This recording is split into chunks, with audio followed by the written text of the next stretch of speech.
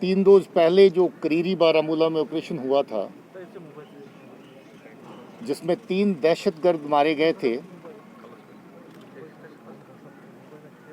उसमें नॉर्थ कश्मीर का लश्कर तौबा का सबसे बड़ा जो कमांडर लश्कर तौबा का सजाद हैदर मारा गया था, जिसके साथ उसका पाकिस्तानी साथी उस्मान मरा था और लोकल साथी अनायतुल्लाह उसमें मारा गया था।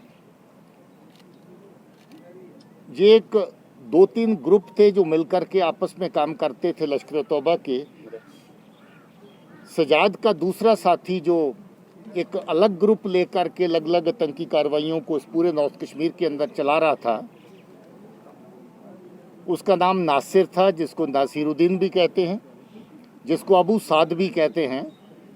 और मान लीजिए कि सजाद हैदर से दूसरे नंबर पे जो लश्कर तौबा की कमांड स्ट्रक्चर में जहां पर आता था वो नासिर था, अबू साद था।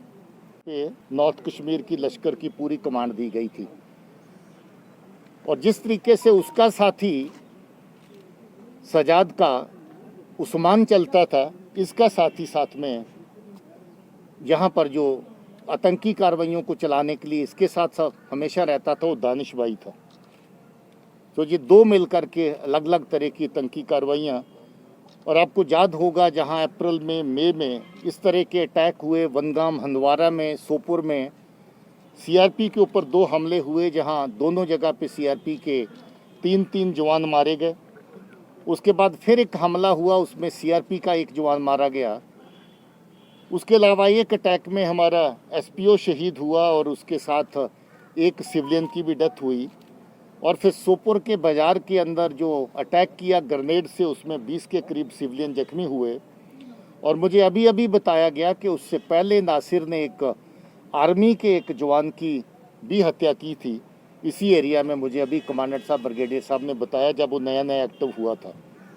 आपको याद होगा कि जब छोटी उम्र में ये नासिर आतंकी बना था, दहशतगर्द बना था, तो इसका बहुत चर्चा हुआ।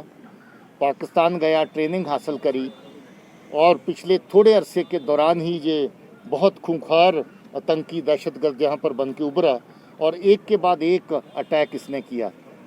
आपको ये भी याद होगा, आपकी नॉलेज में, आपकी शेयरिंग में आया कि नहीं आया, जो सोपुर में अटैक इसने किया था उसकी लाइव वीडियो हमारे पास मौजूद थी, जो कुछ मीडिया सर्कल्स में भी गई होगी। कैसे नाका पार्टी के ऊपर इसने बिल्कुल पीछे आकर के, जहां गाड़ी की खिड़की खुली थी उसके पीछे बैठ कर के पोजीशन लेकर के अटैक किया और उसके अंदर 3 सीआरपी के लोग मारे गए थे। Situation is improving in north Kashmir. अगर कोई इंसिडेंट होता है और उसके बाद उसका फॉलो अप ना हो, काम ना हो और जो परपिट्रेटर है उसको लॉ के दायरे में ना लाया जाए या ख़त्म ना किया जाए, तब तो सिचुएशन ग्रिम होती है। तो आप उस वक्त पूछ रहे हो जब मैं ये कहना चाहता हूँ कि सिचुएशन बेहतर है, क्योंकि इन्हीं की वजह से आतंक था, दहशत थी, टेरर था। और जो आतंक के आका जो हैं, जब वो ख़त्म होते हैं, जो पाकिस्तान के इशारे पे सिविलियन किलिंग एग्जीक्यूट करते हैं, आर्मी और पुलिस और फोर्सेस के ऊपर अटैक करते हैं, जब उनका खात्मा होता है तो लोगों के लिए ये अच्छी बात है। सर, ये कैलिब्रेशन फोर्सेस के लेवल की टाइम टू टाइम होती रहती है। एक ज़रूरत के लिहाज से हमने काफ़ी ज़्यादा तादाद में डिप्लॉयमेंट्स यहाँ पर करी थी और एडहॉक किस्म की डिप्लॉयमेंट्स 2-2 साल कंपनियाँ उठ के आती हैं, ना बैठने की जगह, ना चलने की। मगर फिर भी मैं शुक्रिया कहना चाहता हूं कि एमएचए ने हमेशा हमारी सपोर्ट करी और उन ट्रूप्स को भी शुक्रिया कहना चाहता हूं जिनको वापस भेजा जाएगा। वो अब कहीं और उनकी ज़रूरत है, अपने जो उनके ओरिजिनल जो एरियाज़ जहां पर वो ड्यूटी करते हैं वहां उनकी ज़रूरत है। तो उसके चलते हमने कुछ थोड़ा बहुत स्क्रीनिंग करके कुछ एक जगह से नफरी को विड्रॉ कर का जो सिलसिला है उस पर, क्योंकि कुछ डाउट्स मीडिया सर्कल्स में कुछ फैमिली परिवार की तरफ से हमारे सामने आए थे, उसमें आर्मी की तरफ से एक high level court of inquiry order की है जो काफ़ी आगे प्रोग्रेस कर चुकी है। अभी उनकी तरफ से पब्लिक नोटिस आया है कि जो भी उस इंक्वायरी के अंदर आकर के किसी भी तरह का बयान देना चाहता है, किसी भी तरह की खबर देना चाहता है, वो आकर के कोर्ट ऑफ इंक्वायरी के सामने पेश होकर के अपना कहे। जहाँ तक कि उस परिवार के लोगों को भी बुलाया जा रहा है कि वो भी आकर के अपनी बात कहें कि उनके बच्चे कब निकले, कैसे निकले, किस हालात में निकले, कब तक राब्ता हुआ, वो चीज़ें देखी जा रही हैं आर्मी की तरफ से।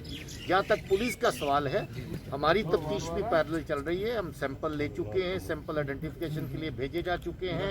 एक डिप्टी एसपी हमारा गस्टेड अफसर उस तफ्तीश को देख रहा है, और जिस तरीके से तफ्तीश चलेगी, आई कैन अश्योर यू कि तफ्तीश फेयर होगी।